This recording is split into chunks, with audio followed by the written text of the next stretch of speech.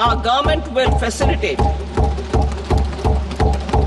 setting up of daycare cancer centers in all district hospitals in the next 3 years.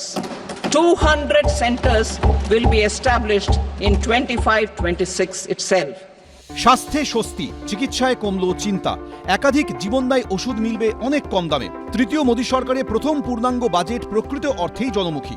সমস্ত জেলা হাসপাতালে day care cancer centre তৈরি থেকে 36টি জীবনদায়ী ওষুধের উপর থেকে শুল্ক তুলে নেওয়া। বাজেটে স্বাস্থ্য সম্পর্কিত একাধিক জনহিতকর সিদ্ধান্ত নিলেন কেন্দ্রীয় অর্থমন্ত্রী। জীবনদায়ী ওষুধের দাম কমানো এটা বহুদিন ধরে আমাদের একটা দাবি ছিল। তার কারণ হচ্ছে জীবনদায়ী ওষুধের ক্ষেত্রে দামটা একটা বড় ফ্যাক্টর হয়ে যায় বহু মানুষের ক্ষেত্রে। সুতরাং এখানে কাস্টমস ডিউটির আওতায় আসছে না কিছু ওষুধ, কিছু ওষুধের দাম কমাচ্ছেন। এক্স্যাক্টলি কী কী ওষুধের লিস্টগুলো পেলে আরও ক্লিয়ারলি বুঝতে পারবো, বাট নিঃসন্দেহে ভালো ইনিশিয়েটিভ। নির্মলা সীতারামন জানিয়েছেন, আগামী 3 বছরে সমস্ত জেলা হাসপাতালে ডে কেয়ার ক্যান্সার সেন্টার তৈরি হবে। তার মধ্যে 2026-এর মধ্যে 200টি সেন্টার নির্মাণ করা হবে। শুধু তাই নয়, বাজেটে ক্যান্সার সহ দুরারোগ্য রোগের জন্য ব্যবহৃত 36টি জীবনদায়ী ওষুধের উপর থেকে শুল্ক তুলে নেওয়া এবং 6টি জীবনদায়ী ওষুধের উপর শুল্ক 5% কমানোর প্রস্তাব দিলেন Nirmala Sitharaman. To provide relief to patients, particularly those suffering from cancer, rare diseases, and other severe chronic diseases, I propose to add 36 life-saving drugs and medicines to the list of medicines fully exempted from basic custom duty.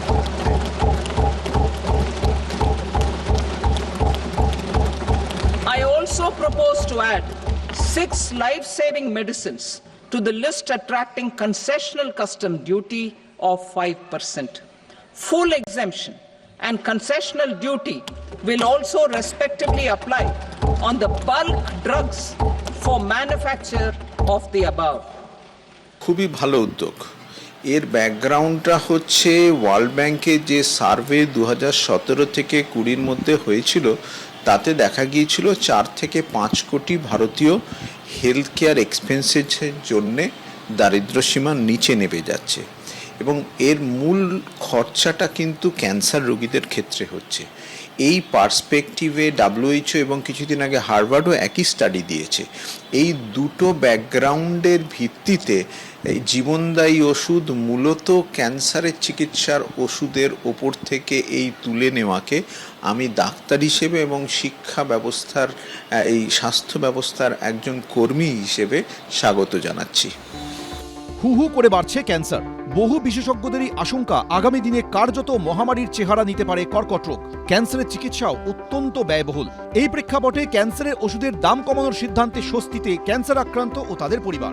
আমি যে ধরুন এই ইমিউনোথেরাপির ইঞ্জেকশনটা বাইরে থেকে আসতো, যেটার দাম 37,000 টাকা, নিশ্চয়ই তাতে কাস্টমস ডিউটি একটা বড় অংশ আছে।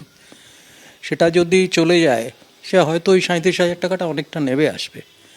সেক্ষেত্রে তো নিশ্চয়ই আমাদের মতো যারা ভুক্তভোগী তাদের পক্ষে যত ক্যান্সারের ওষুধের দাম কমে আসবে, ততই চিকিৎসা করাটা সুবিধা হবে।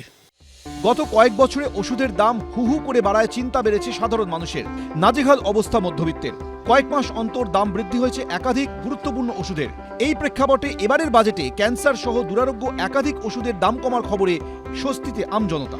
ঝিলম করঞ্জাই, সন্দীপ সরকার, অনির্বাণ বিশ্বাস, এবিপি আনন্দ।